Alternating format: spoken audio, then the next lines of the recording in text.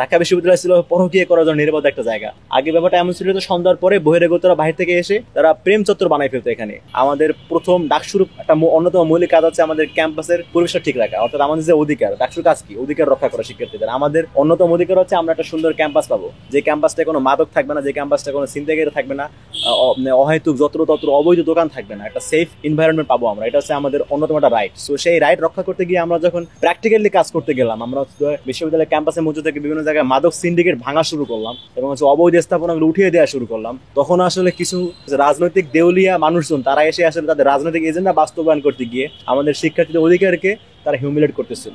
তারা হচ্ছে শুধুমাত্র আমাদের কাজে বাধা দিয়েছে এরকমই না, তারা বাধা দেওয়ার পরেও তারা হচ্ছে আমাদেরকে আবার সন্ত্রাসী ট্যাগিং করতেছে, ফ্রেমিং করতেছে, সন্ত্রাসী, ফাটাকেস্ট, মোস্টা, হাবিজি, অনেক কিছু বলতেছে।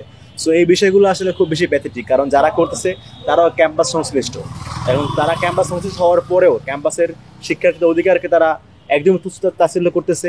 এটা অবশ্য তারা যেমনটা করতে পারে এটা আসলে শিক্ষার্থীরা আগেই বুঝতে পেরেছিল, যার ফলে তাদেরকে ব্যালট দিতে হারিয়ে দেওয়া হয়েছিল, শিক্ষার্থীরা হারিয়ে দিয়েছিল।